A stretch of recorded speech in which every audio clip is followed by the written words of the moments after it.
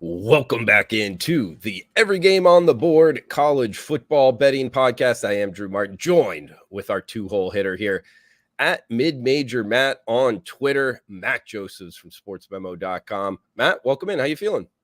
Feeling good, Drew.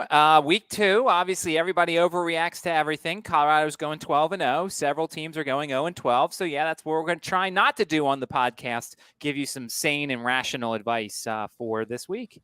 Yeah, get you on the right side of some of these games, guys. We have rotation number 321, 322, Oklahoma State, Arizona State, going down the odd screen here, down to 353, 354, UTEP and Northwestern. So we got about, 14, 15 games we're going to hit.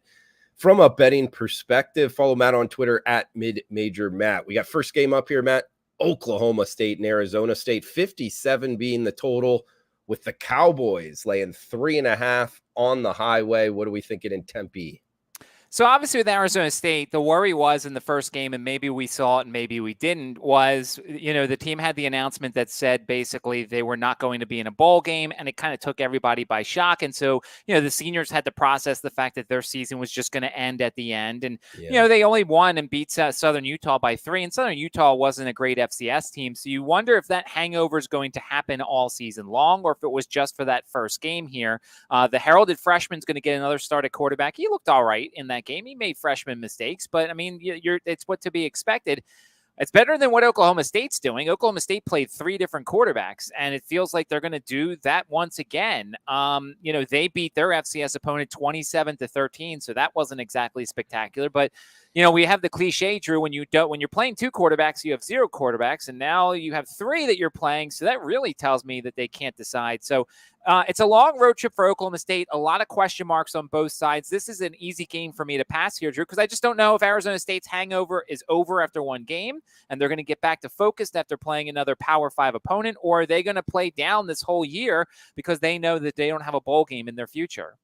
Yeah, it's always a difficult handicap. I don't like playing on teams like that, and they kind of stumbled out the gate. It would be Oklahoma State or pass for me. This next one, I think it's right up your alley here. 7:30 Eastern, 4:30 local time here on the Pacific Coast. It's UCLA and San Diego State, and we're seeing the Bruins minus 14 in the hook as the road favorite, 48.5 being the total. So it's a little Southern California matchup here. San Diego State beat Ohio week 0 there, but I don't know that they looked all that great. In UCLA, I mean, we're seeing as high as 90% of the tickets, or 90% of the money come in on UCLA, bumped it up from 13-point road favorites to 14.5.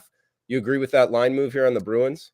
So the only way I would play it, because I don't think I've ever laid 14.5 on the road with anybody. It's just something I don't do, Drew, because I don't, the back door seems to be more open, it feels like, in those situations. So to me, the only way that I would play it is San Diego State. So let me try and talk myself or talk someone into potentially considering them. I mean, they played poorly last week in their FCS game. Jalen Mayden ran the ball really well. He wasn't great as the quarterback. He ran for 132 yards and 2 touchdowns in that game. Their defense is not as great as it has been in the past. The worry here, Drew, is, and the reason why you would play UCLA is, I got to think 80% of the tickets, 70% of the tickets are going to be UCLA fans. I have a feeling it's going to feel like a UCLA home game here. They're playing an FCS opponent next week, and you're going to notice a lot of these games. I'm going to talk about the opponent for next week because we're starting to get in those situations. Week 2, there could be some look aheads here. UCLA is certainly not going to be looking ahead. I thought it was interesting. Chip Kelly said we're going to play 3 quarterbacks, and they never played Colin Schley, the Kent State quarterback, or at least he didn't register any stats. The 5-star kid was better than Garber, so maybe we see Dante Moore a little bit more in this game.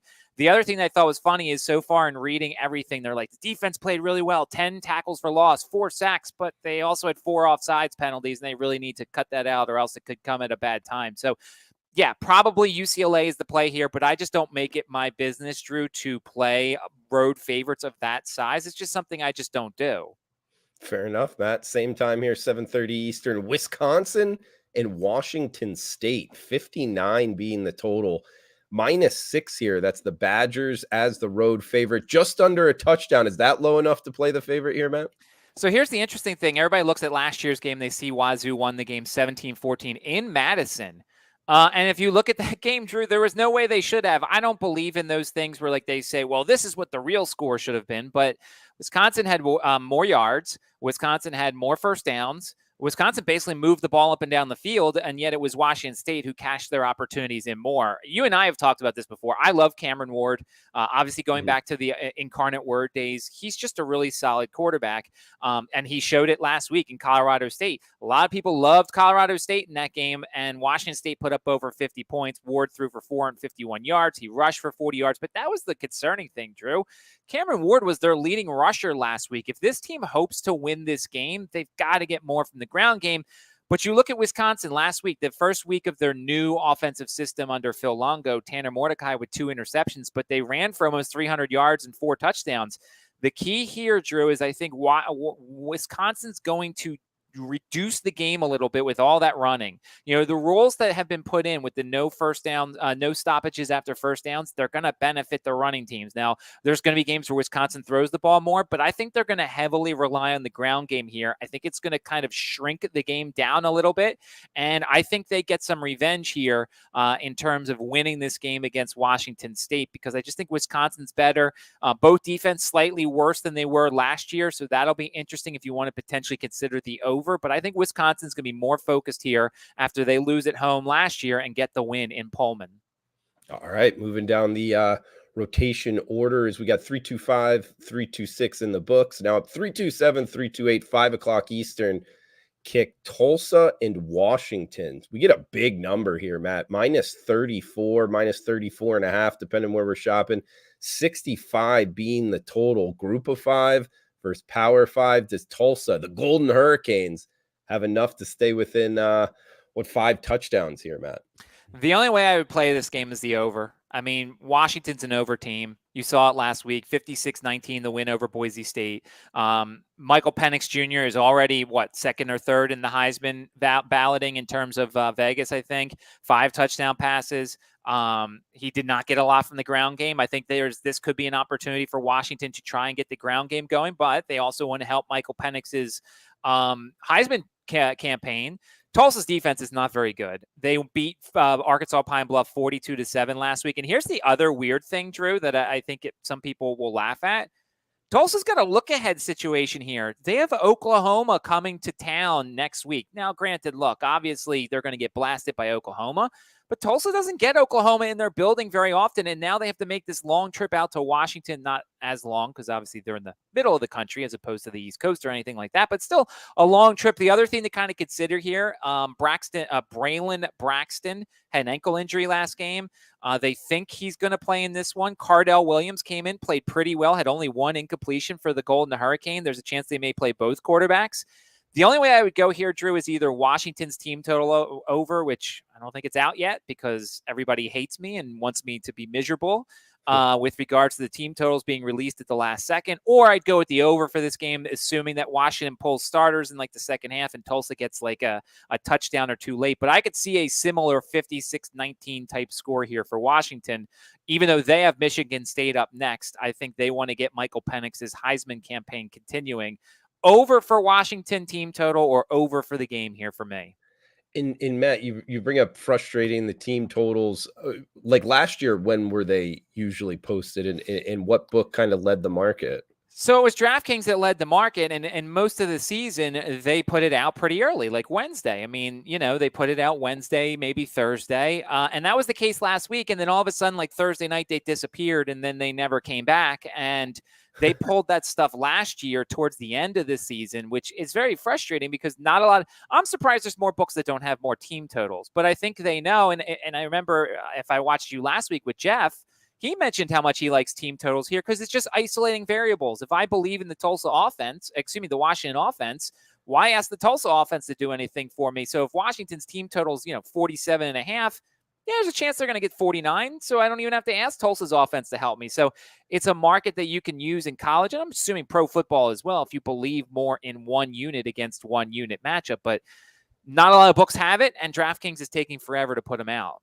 And so like, what would it be like Saturday morning or Friday at some point they put it out? And is it market wide, or some books will just not have them?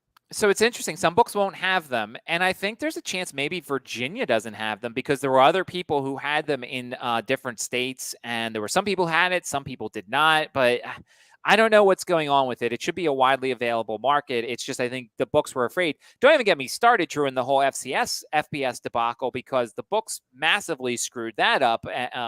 So it's just, I think it's maybe first week jitters, Drew, and I'm hoping that as we go along, the books are going to get into a rhythm here.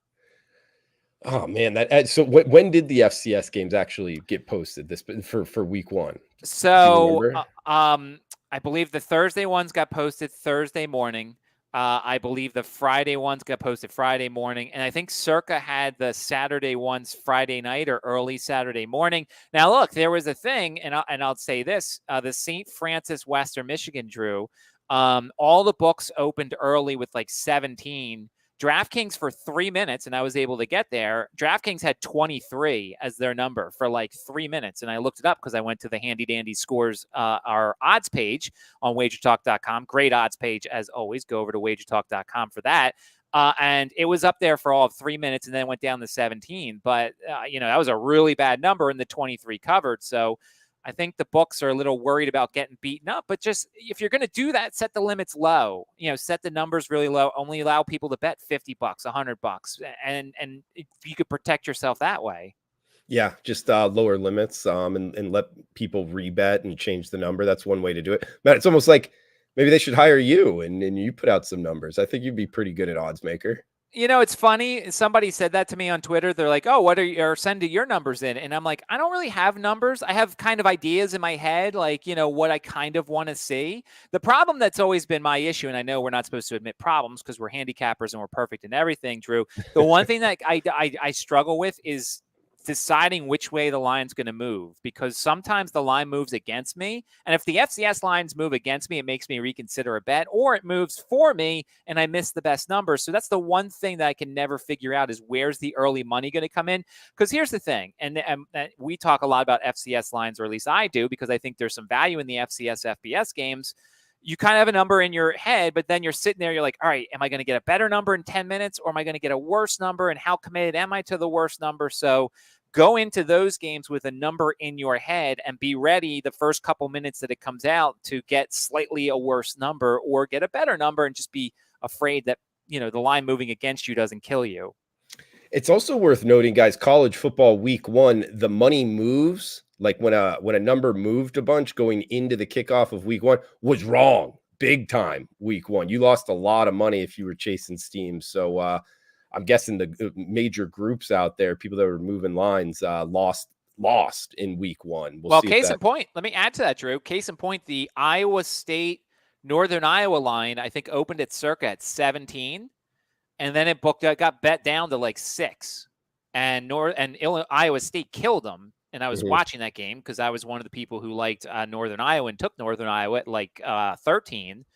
But yeah, that line fell like 10 points because everybody saw the gambling scandals and everything at Iowa State and everything, and the Iowa game being next, and they hadn't covered the last couple games before the Iowa game, and the money moved, and it was completely wrong because Iowa State was the side for any number. So just to point that out. Matt, next game up, I think it's right in your wheelhouse here. Miami of Ohio and UMass, 329-330, 3:30 Eastern. We are saying Miami of Ohio minus 7-point road favorites, 44 being the total in Amherst, Massachusetts. So this has some weather attached to it, potentially scattered thunderstorms and rain. So certainly something we have to watch as we get closer here. And the other thing to consider is UMass's quarterback, Fomenchu. He got hurt last game, had an ankle injury, and the backup came in. And when he was still trying to play through the injury, his ground game, which is a very important and essential part of his game, was kind of taken away a little bit. So I don't imagine UMass is going to say a lot. So you're going to have to kind of guess a little bit here. Carlos Davis, the backup, played. He was 6 of 8 for 106 yards and a touchdown. That was against Auburn's probably third string team. Drew, the only way I'm going here is UMass or pass, because this is a better UMass team. I think we're getting a better number. Like if UMass played better against Auburn, I don't think we get as good of a number here. Miami, Ohio looked bad against Miami, like bad. I mean, Brett Gabbert didn't look good. The defense didn't look good.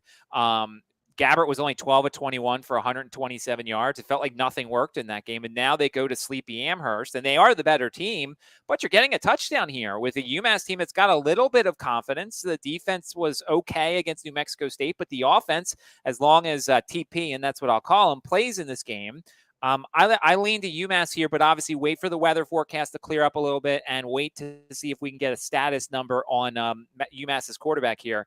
But the Minutemen, the only place I can go in this game. Yeah, Miami of Ohio, I feel like is a difficult handicap coming in because you mentioned it. Their offense did not look good against Miami, but this is almost like a different caliber of athlete they're going to be facing. So I almost feel like that's a tough handicap. Like, how much are they really going to be able to move the ball? Not doing it against Miami doesn't necessarily mean you're not going to be able to do it against UMass, even though UMass, if you could just go by statistics alone, it was a top 30 defense last year. I just think it's a very intriguing handicap. And I kind of like the underdog as well. I think UMass actually might win this outright. The home dog maybe barking, Matt. Yeah, and obviously, though, the problem with this is UMass's offense, which is never very good, is only bettable with this quarterback in there. Yeah. I don't love the backup. You probably were watching the Auburn game, and so maybe you could tell me if this backup was any good or anything. But like the reason why UMass won the week 0 game is because of the quarterback and because of his mobility. And if his ankle's injury is going to sap him of his mobility, then he's worthless to me, and UMass is worthless to me, and I can move on. Yeah, I watched both of UMass's games, week 0 against New Mexico State and then against Auburn. So I'm probably one of the few walking the face of the planet that has done that. And it almost looked like two different offenses. Like when they had time to throw, and you brought it up. Yeah, the kid's name I probably can't pronounce either, but he is a good athlete. I'll give him that. I think he's a Clemson transfer actually to UMass, just to give you kind of a background on the type of recruit he was. He'll be able to move the ball if he's healthy against Miami of Ohio. But at the same time, I mean, Miami of Ohio in the past, their quarterback has had some success. So it'll be interesting to watch there in Amherst. As we move down the list, guys, UNLV and Michigan in the big house, 3:30 Eastern, 58 being the total.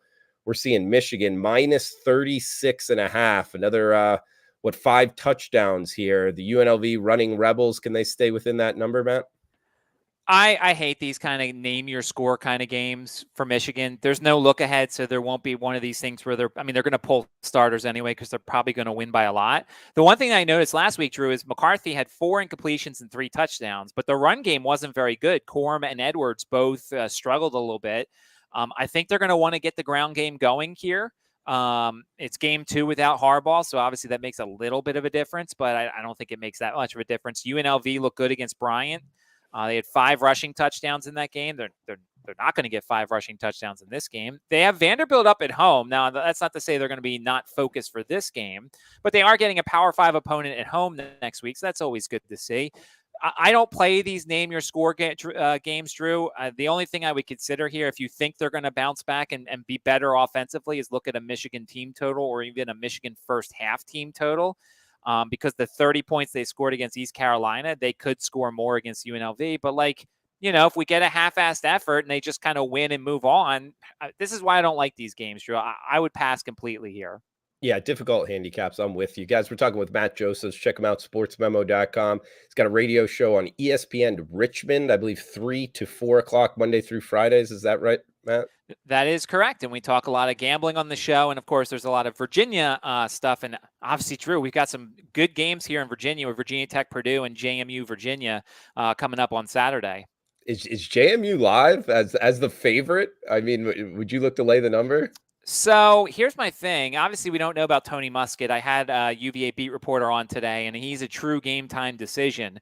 But I mean, if you're UVA and you hear all week that you're a 7-point underdog to JMU, who was just an FCS team 2 years ago, they're going to have a really good crowd.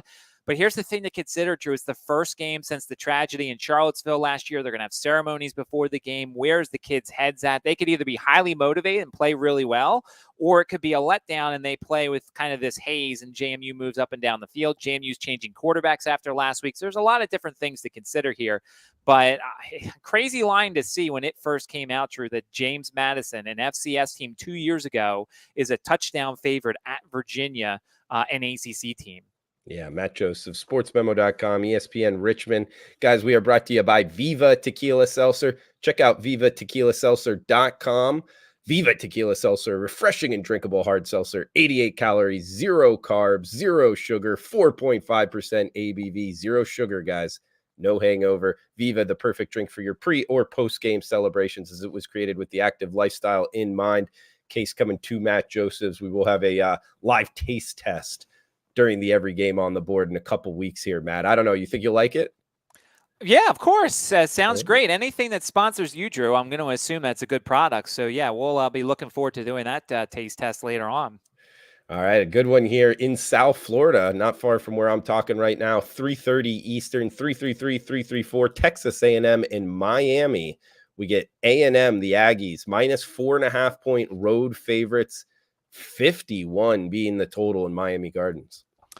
To me, Drew, I feel like the only way I would play this is the over potentially. You see Texas A&M last week. I mean, Bobby Petrino already paying off, although it was against New Mexico, but 5 touchdown passes for Connor Weigman. I guess that's how you say it. They beat New Mexico and take care of business. I mean, I think they're going to score some points here on Miami. Obviously, Miami's defense has a lot of 5-star kids, good transfers, things like that.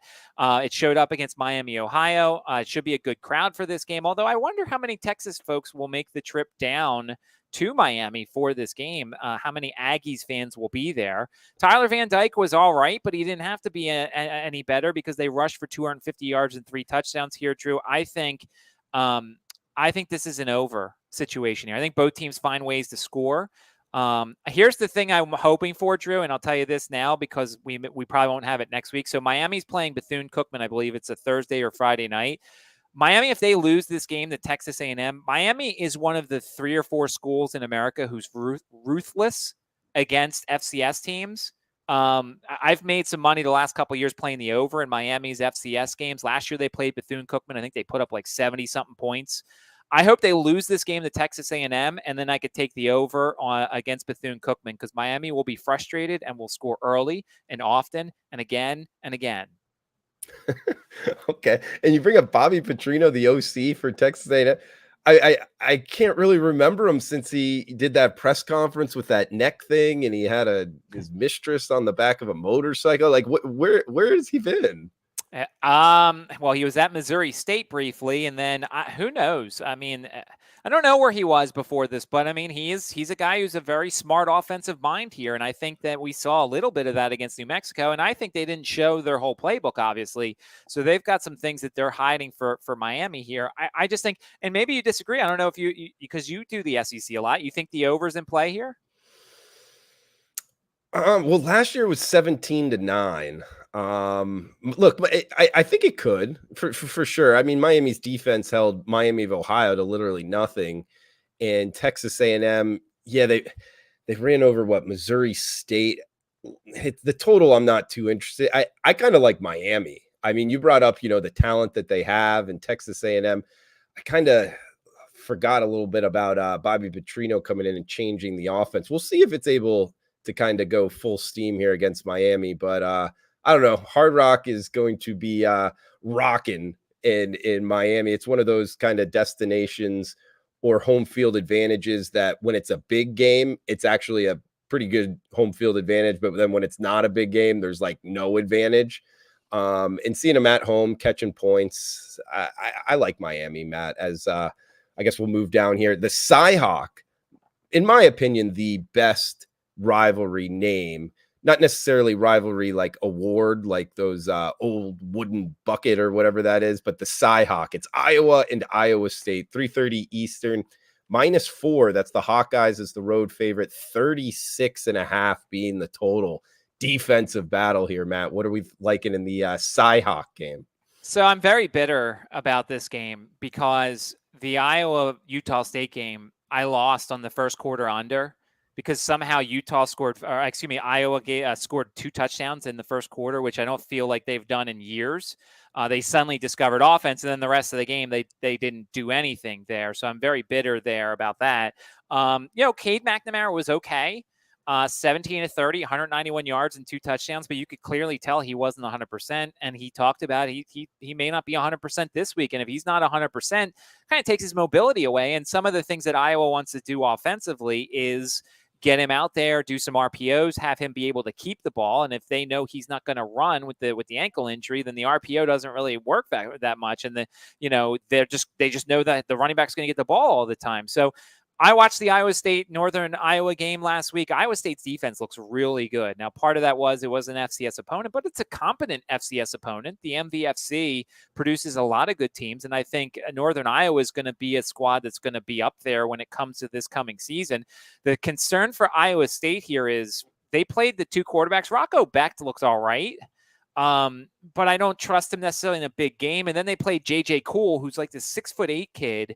And he didn't throw the ball very far, and he kind of ran a little bit to show that he is mobile here, Drew. It's a big step up in terms of Iowa versus Northern Iowa. So what I'm probably going to look at here is the first quarter under once again when it comes out. Hopefully I get something above 7 to give me a touchdown protection here, just in case Iowa decides to score in the first quarter again. Or I'm looking potentially at an Iowa State team total under maybe. Or an Iowa team total under. I'm looking at some sort of under in this game. First quarter probably, and then either team's team total under, especially if it's above 20, 21.5, because both of these defenses are really good. I think that 36.5 number probably isn't low enough here. Yeah, you guys that have been listening to the Every Game on the Board podcast, Matt killed it last year with first quarter unders, so maybe looking at another one there. Speaking of winning, Matt hit his Toledo plus 9.5 best bet on last week's segment. So we'll get another most confident play from him here. SMU, Oklahoma up next here, Matt. 337-338, 6 o'clock Eastern, 68.5 being the total, minus 15 in the hook. That's the Sooners at home in Norman hosting SMU. I mean, it's a tough one. Obviously, there's going to be a lot of points scored. The over-under shows that. You look at Oklahoma last week, they scored 73 on Arkansas State with 6 rushing touchdowns. There's no look-ahead spot, and this is a opponent that they probably know a little bit about from SMU. Preston Stone looked all right, 3 touchdown passes, but that was against the bad Louisiana Tech defense. This one will kind of show us where Oklahoma's defense is. Alex Grinch is not there anymore. Their defensive coordinator, obviously there in Oklahoma. Oh, Brent Venables, the head coach, is obviously a defensive guy. He's got his fingerprints all over that defense in terms of the scheme and everything. So he's the guy you kind of look at there. This will be the game that kind of tells me where the defense is. If they shut down SMU, I'm not going to be like, oh, Oklahoma's defense is back, but it'll at least tell me if it's better than it was last year, Drew. Tough game to kind of figure out here. I don't think SMU can keep up with Oklahoma in terms of the spread, but if Oklahoma's defense is bad, this one should probably go over. I could see Oklahoma scoring over 45 points once again, maybe against SMU. Dylan Gabriel didn't really have to do much last week because he got so much help on the ground.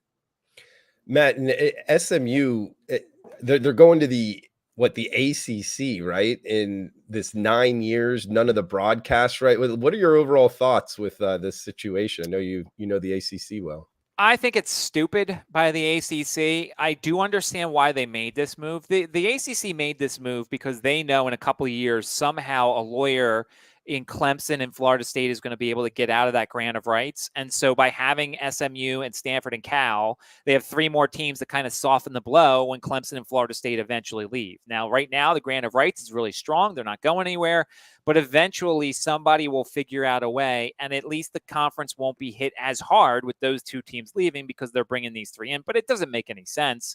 They don't add anything in football. They don't add anything in basketball. So, why they add them, Drew, is because they're 2 top 25 academic places in Cal and Stanford. I don't know where SMU's ranked, but bring in 2 academic schools into this athletic conference, and this is what happens.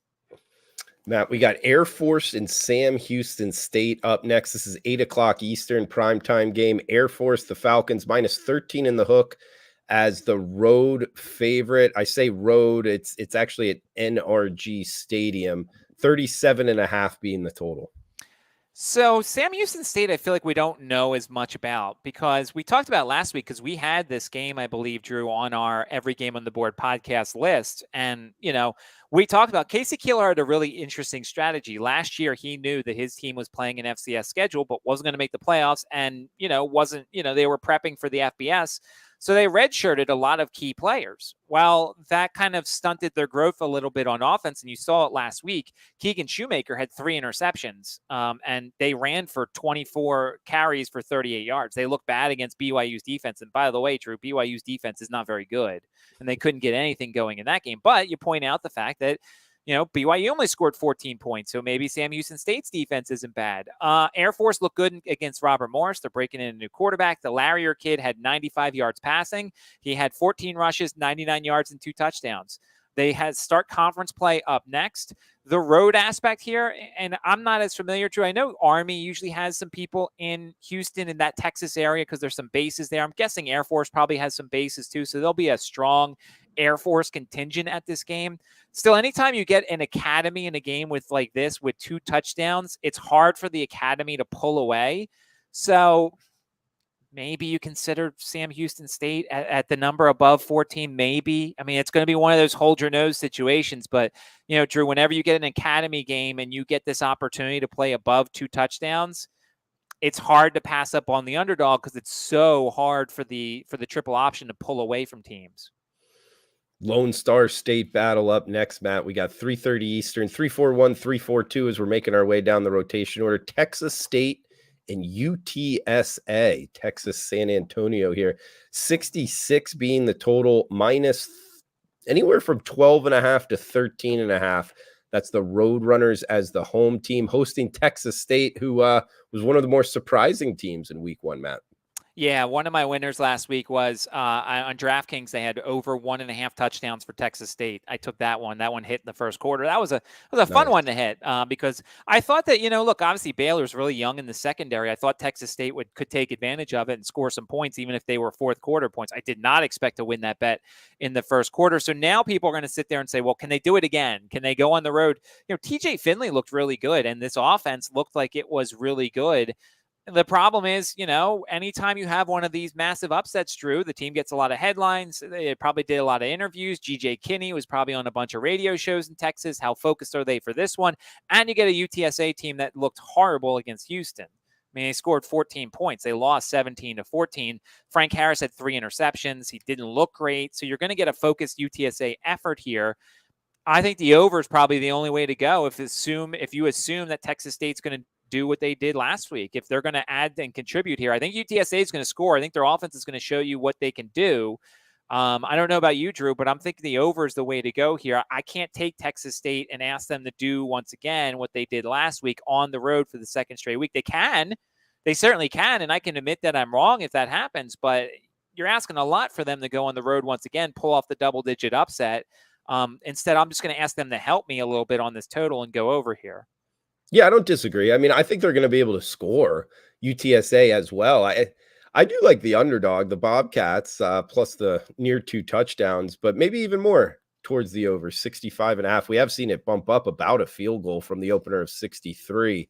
I think both teams score. Controlled climate there in the Alamo Dome. So, yeah, fast track. I could see it happening as we got Troy, Kansas State up next. Early kick here, 12 noon Eastern, 9 a.m. Pacific, 52 being the total, minus 16.5. That's K-State at home in the Little Apple. I think that was last year. Kansas State lost to, I think it was Tulane. I'm not 100% sure it was at home. I don't know. This almost has like the same feel though, Matt. Do you think Troy can pull off the upset? I think you're thinking of 2020. Arkansas State went to Kansas State and won, because Kansas State, fun stat here, Kansas State is 5-7 against the spread in the last 12 games against the Sun Belt. Now, obviously, look, I understand the games from the 2000s don't matter and things like that, and I'm not a trends guy, so I'm just pointing out a fact that I found. I'm not saying that's the reason why I would handicap this game. But so here's the thing. I had South Alabama. It felt like the whole world had South Alabama last week against Tulane. I'm a little worried about the Sun Belt, although I think the Sun Belt's the best Group of 5 conference of them all. Troy's got everybody back from last year, pretty much. Gunnar Watson, 4 touchdowns. The Vidal kid had over 300 yards of total offense by himself between rushing and receiving. I think the only way you go here is Troy plus the points here. And if you really wanted to, which I'm not as worried about the key number here, but if you wanted to get the key number 17 by and a half a point, that's a whole different debate, whatever. But I think Troy can make it interesting here. I think Kansas State prefers a lower scoring game. Kansas State has Missouri on the road up next. So this could be one of those games they get to a lead. It's not necessarily a large lead here. The back door is slightly open for Troy. They kick it down late. I kind of like Troy as the underdog in this one. Yeah, the Trojans. I'm with you. Sunbelt has been good against the spread out of conference. You're right. We got Kent State, Arkansas up next, 58.5. -38. That's the Razorbacks at home. So we get, I heard a lot of people saying Kent State might be the worst team in football this season up against, an SEC West opponent. You like anything here? 38s though, the ultimate equalizer, Matt.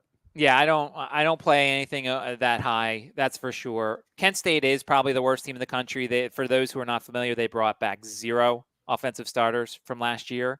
They have a new head coach. They're not playing. Although I thought it was interesting, everybody kind of assumed that they weren't going to play flash fast, and they didn't huddle, if I remember correctly, in that UCF game, and they did kind of play fast. I would almost, if I was them, not play fast and try and draw the game out a little bit, but I'm not the coach. Arkansas's got BYU up next. They took care of business against Western Carolina. If you are going to bet in this game, the best thing to do is do your research on the head coach. Does he blow out teams in this situation? Does he play it close? Does he take guys out earlier than others? I'm not going to play this game, but if you are really wanting to play this, do some research on Arkansas's head coach in this exact situation and see how he handles this sort of thing, because coaches have patterns in these sort of situations, how much they play their starters, how much of the game plan they use. Do they care? Do they not care? So I would do your research on Arkansas's head coach and see what he does in this situation. I am staying as far away from this game as possible. Eastern Michigan, Minnesota up next as we get the MAC at the Big Ten. We're seeing the Golden Gophers -20.5 home favorites, 48.5 being the total. The MAC struggled against the spread, Matt. I believe in week 1, going back the last couple of years, just hitting like 25% against the spread, meaning you're losing 3 out of the 4 bets if you've been betting on the MAC. Does that turn around here in week 2? What are you liking here? I mean, come on, Drew. You and I have done enough MAC podcasts to know what Chris Creighton's like as an underdog. I mean, it's one of those things. I say this all the time. It feels like every Eastern Michigan game, and obviously this is not true, but it feels like every Eastern Michigan game, they're an underdog. They're within 1 score for a lot of the game. And they're 6-2 against the spread the last 6 seasons against the Big Ten. Minnesota didn't look great against Nebraska. They needed some late points to get the win there. The Kalamakis kid, whatever his name is, the Greek kid who looked really good at times and really poor at times. He's got a great wide receiving core. Hell, the Crooms kid from Western Michigan was his favorite weapon. He didn't even throw it to Chris Autman-Bell. If Chris Autman-Bell even played, Jackson had a couple of drops in that game. Minnesota has UNC up next. That's a road game for Minnesota. They lost to Bowling Green at home in 2021. You know that PJ Fleck's going to bring that up time and time again. But if I can get a number around 21, Drew, I think I might be interested in Eastern Michigan in this situation. The worry is, of course, their secondary against Minnesota is really good. Wide receiving core. And, of course, when you play a Minnesota team, they're going to run the ball a lot. The other thing I'll be interested in, the number's not out yet because it's, the books torment me. First quarter unders have been very profitable for Minnesota. Minnesota, as you saw in that game against Nebraska, they run the ball and they huddle, or at least they slow down a little bit. If they don't get these fast touchdowns, I'm going to guess with a 48.5 number here, we might get a 10.5, 11.5 first quarter type number here. Minnesota first quarter unders were very profitable last year. They obviously went under against Nebraska in this one. So I might look at that number if we can get something above 10, 10.5. Matt, next one up, we got Mississippi and Tulane. We're seeing Ole Miss -7-point road favorites, 67 being the total. I like the green wave at home. I think the home dog is barking, and Lane Kiffin goes down to Willie Fritz. What are you thinking here in the Big Easy?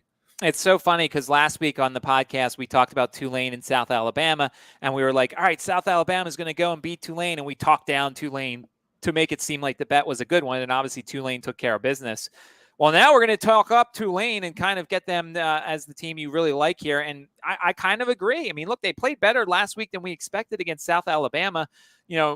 the Pratt kid is a really good quarterback, and I think he's going to find some opportunities here. Look, I can't tell you anything from the 73-7 win by Ole Miss in that game other than it was a tune-up, and Lane Kiffin always beats up on FCS opponents. But Ole Miss is 2-5 in their last 7 road openers against the spread. Their defense isn't great. Tulane lost to them in 2021, 61-21. So you know that they're going to play that angle up too. You don't get a lot of SEC opponents down in New Orleans like that, Drew. I agree. I think Tulane's the only way to go here. Matt, we got one game left here, guys. If you got any comments, any questions, feel free to fire away. YouTube, Facebook, Twitter, all is welcome. Let us know what you think of the show. Shout out to you, Adam Ortega, chiming in on the YouTube. And follow Matt on Twitter at MidMajorMatt. Check him out, sportsmemo.com. We will get a most confident play from him. But to finish out this segment, 353-354, UTEP and Northwestern, Matt. We're seeing the Miners -1 in the hook as the road favorite, 39 being the total. We could have just stopped at the Tulane game. We could have ended this podcast on a happy note, and now you put this miserable game in front of me. Obviously, look, Northwestern has a shorter week. I mean, they played Sunday against Rutgers, and now they have a shorter week. And they didn't look good against Rutgers. They scored their 7 points in the last 13 seconds or whatever. UTEP didn't look great against Incarnate Word. They're 1-8 and against the spread in their last 9 against the Power 5. They play at Arizona up next. I can't make a play in this game, Drew. I would run. If this game was the only game on my TV, I'd throw my TV out the window. I have no interest in even knowing what the score of this game is. I want no interest betting this game. There's no angles here. You have a bad Power 5 school against a not-so-good Conference USA school. So sorry that we have to close out like this, Drew, but nothing here for me. We'll get a most confident play we can close it out with. But I like UTEP, the Miners, like the little extra rest. I think there's something to that. And I don't think UMass or UTEP looked all that great on TV with a lot of people watching them against Jacksonville State. And I think they bounced back here against Northwestern, which everything that happened in the offseason, I don't think this is a very good Northwestern team. So I would go with the Miners here, guys. UTEP, that is. So that does it for all the games. Matt, did you have a most confident play of the games we talked about that you like? And follow up that Toledo +9.5 winner from last week. I mean, the irony here is, Drew, you've given me probably a lot of my client plays will come from this group, and you can kind of have an idea as to the ones I liked a little bit more. So I know I'm going to probably pick one of the ones that's going to lose of the group, but I'm going with the over in the Tulsa-Washington game. I just think Washington's going to give us at least 45-50, and I think Tulsa's going to give us 17 maybe 13, 16, whatever. There's a lot of games I liked in this group, but I will say my most confident is the over in the Tulsa-Washington game. Okay, and that is 65 right now, guys. So that's what we're going to go on record with Matt. Low water mark 65. Tulsa, Washington over. Guys, check him out, sportsmemo.com, ESPN Richmond, at Mid-Major Matt on Twitter. He's a good follow there. He's giving out good information, and right here on the Every Game on the Board podcast. But Matt, anything else you want to throw out here before we shut this down? Yeah, I'm going to give 3 real quick situations in the FCS FBS games real quick. They're just something that, depending upon the line, you might be interested in. Wyoming's hosting Portland State. Wyoming just beat Texas Tech in 2 overtimes at home. They play at Texas next. Now they have Portland State, who gave up 81 points to Oregon. Portland State might be a little live there, or the over. Also, Northern Illinois and Southern Illinois. Northern Illinois just coming off a win at BC. They've got at Nebraska up next. Southern Illinois has their quarterback back. They won at Northwestern last year as an underdog. Once again, depending upon the number, Southern Illinois could be very live against NIU in this one. And of course, this is the last one I really like.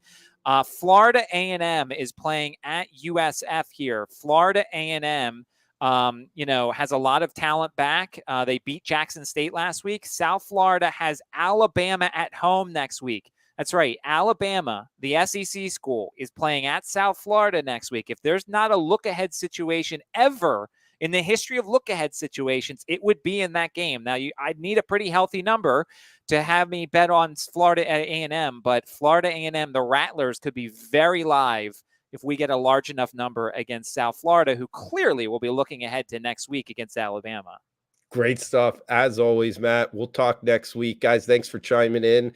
Please smash that like button, fire away any questions, comments, all are welcome. We'll be right back with Robbie Vino and the rest of the Every Game